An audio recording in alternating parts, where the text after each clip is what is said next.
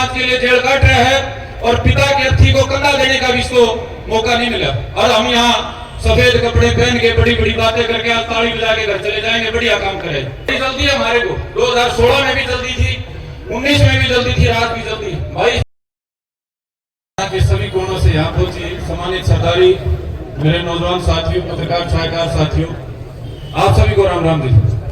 हम लगभग 5-7 दिन पहले सिंधु परिवार का धन्यवाद करने गए थे बाराखाप के सर्वजातीय गणतांत्रिक परिवार की ओर से। तो तब एक सम्मानित व्यक्ति बैठे थे, हमने पूछा जी पंचायत बुला रहे हो, क्या विषय है?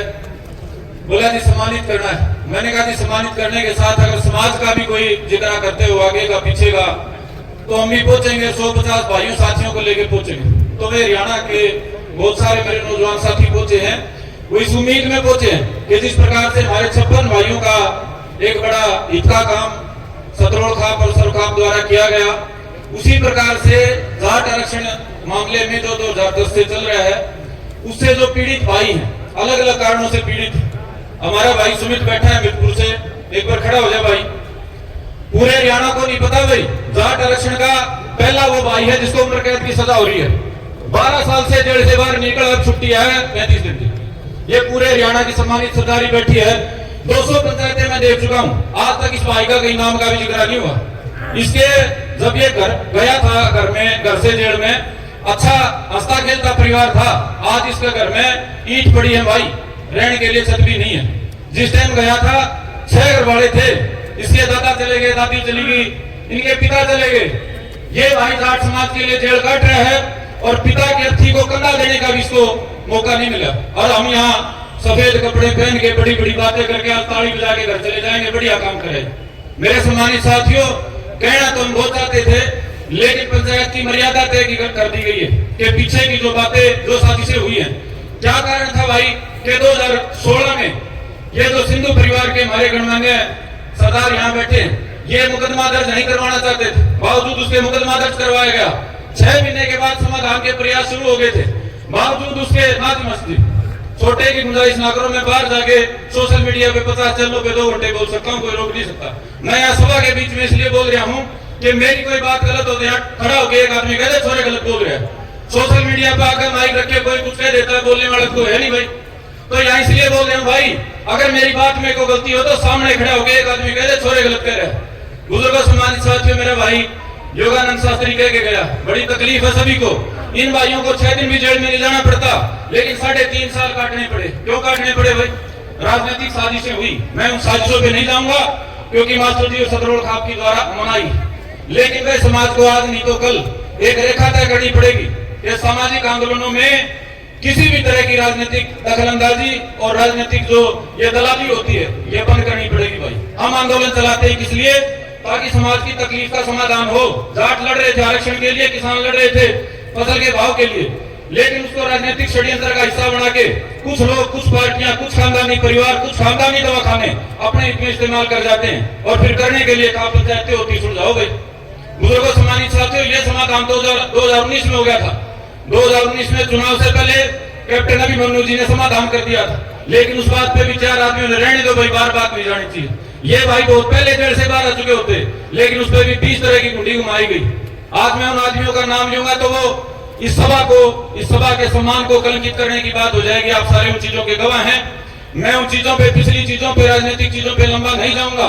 लेकिन दूसरा मेरा भाई यहाँ बैठा है, नरेश नैन, खड़े हो जाओ भाई। ये काला चश्मा इसने शौक में नहीं लगा रखा भाई, इसके आंख में गोली लगी थी 2016 में, पुंडरी में, कैथल में, रोहतक को छोड़ के बड़ी थोड़ी जगह गोलियां चली थी। इस भाई ने गोली का सामना किया था, आज तक उस आंख से दोबारा नहीं देख सकता। आप तमाम पंचायती सरदार बैठे हैं, जाट के नाम पे दुनिया ठेकेदारी लेती है चुनाव में। मैं जाट का नेता हूं, मेरे को वोट दे देना।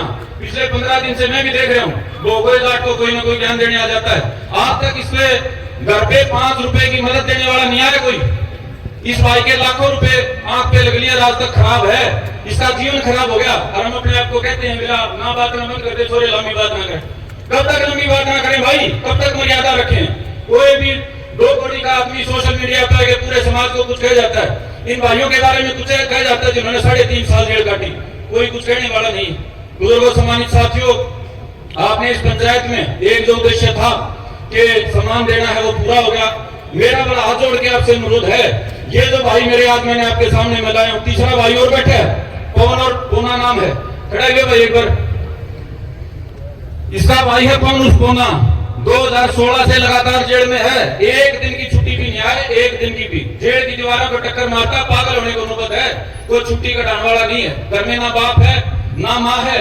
इस भाई के तो सुमित को फिर भी खाली दीवारें खड़ी हैं, इसके तो खाली दीवार भी नहीं है। और हम अपने आप को तगड़ा समाज कहते हैं, सफेद कपड़े पहन के जाट के नाम पर दुनिया भर की बड़ी बातें करते हैं। बुजुर्गों, सम्मानित साथियों, मैं और कोई बात नहीं कहना चाहता, कोई कड़वी टिप्पणी नहीं करना चाहता।